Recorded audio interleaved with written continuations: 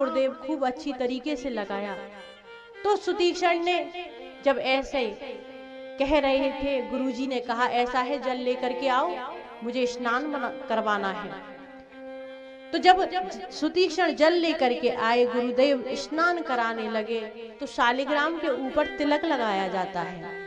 तो गुरुजी ने हाथ में शालिग्राम को लिया, लेकर के गुरुजी एक हाथ से जल डाल रहे थे और दूसरे हाथ से शालिग्राम को घिस रहे थे।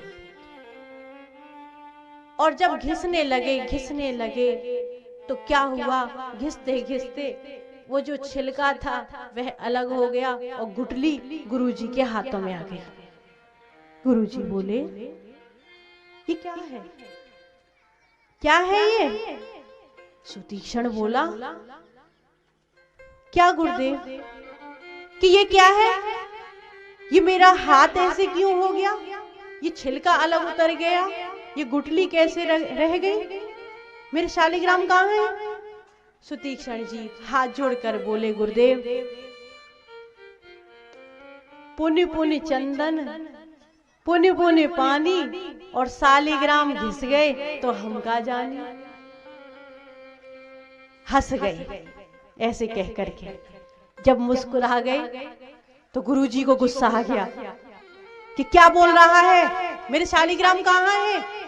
कि गुरुजी पुण्य पुण्य चंदन पुण्य पुण्य पानी शालिग्राम घिस गए तो हम का जानी। गुरुजी हमने तो खूब नहलाया धुलाया, हम जब सेवा कर रहे थे तब तक तो आपके शालिग्राम बहुत अच्छे थे, और जब आपके हाथ में आ गए तो ये पता नहीं क्या हो गया। गुरुजी बोले अरे मूर्ख, हंसता और है, एक तो गलती करता है ऊपर से हंस और रहा है, जा यहाँ से निकल जा।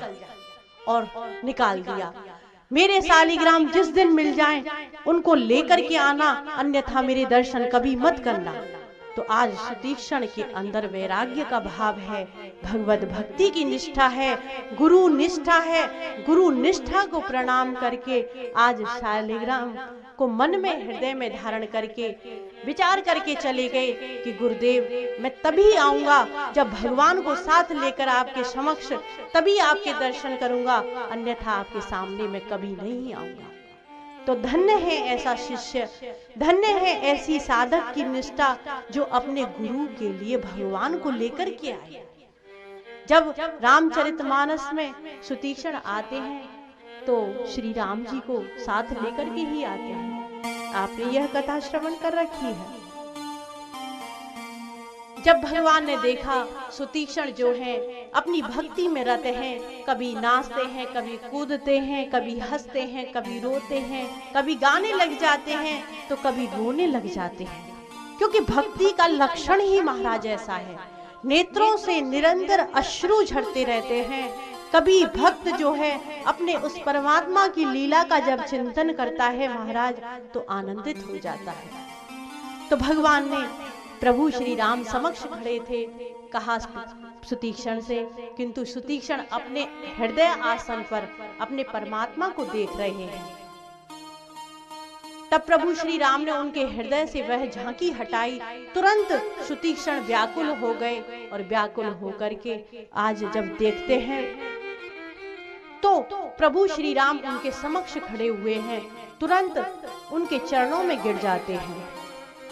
तो रामचरितमानस में तुलसी बाबा कहते हैं, भगवान उनसे मांगने के लिए कहते हैं कि तुम वरदान मांगो सुतीक्षण।